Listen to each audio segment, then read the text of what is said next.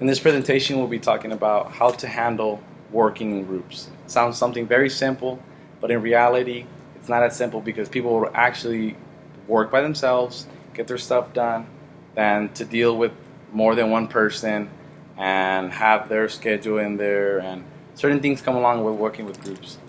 To communicate with groups, it's a phone call away, text, email, certain applications like Slack. You can create groups, and it's a lot easier to do with things with technology because a lot of people don't have the same schedule as you would. And to be understanding is a lot easier because once a group is in harmony and is not going to dispute about certain things, then everything goes by a lot smoother. Structuring time is a big component in groups because if you have multiple people in a group around six to eight, that's 8 different schedules you have to deal with. And finding time and being in the same place is very, very difficult because people have a life, work, maybe extracurricular activities. They play a sport in school, so that takes the majority of the time. And putting everyone in one place is a big key component to having a good base in the group. And if a certain person in the group cannot show up to the event or the meeting or whatever thing they scheduled, the smartest thing to do is for the person to get the thing done, get their all information set together, maybe give it to a person in the group, give it to them, and they can discuss it, or just so the material is there. And if it's not there, well, the group cannot move forward, which is something that the group does not want to have because that's when disputes happen, and you never want that because you just don't want that. And the way I would make things a little easier is being in person. Face-to-face contact, communication goes a long way because the old-fashioned way is always best. The good thing about being in face-to-face is you can pick each other's brains out. Once someone has an idea, they say it out, they discuss it. Maybe someone disagrees.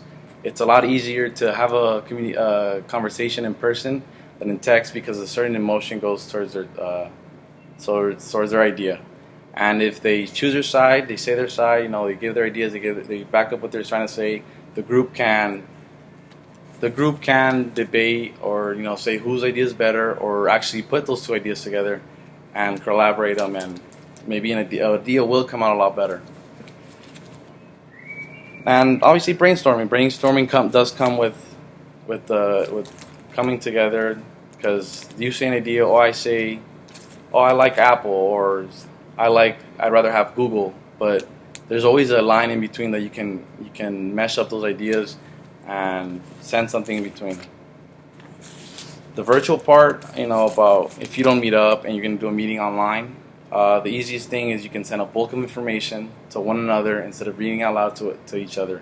And it's a lot easier because if I'm going to read this whole thing to you, you might not pay attention, but if I send information to you, you can just sit down, read it all, and it's going to make a lot more sense to you. Videos as well. If you want to see a video that I have or I've seen, just email it to you, and life is just going to breeze on by with the group. And of course, the only way to do that is to use certain applications, certain applications to be sending it to the what. In this generation, a lot of people have MacBooks, a lot of people have used Google and whatnot. iCloud is a very efficient way to send documents because it's just one click away. If you have a MacBook, a phone, or anything, just within a second it's driven. And another resource that I would be able to use is the Google Drive, because even if you don't have a Google account, it takes 2 to 3 minutes to make, and it's a breeze.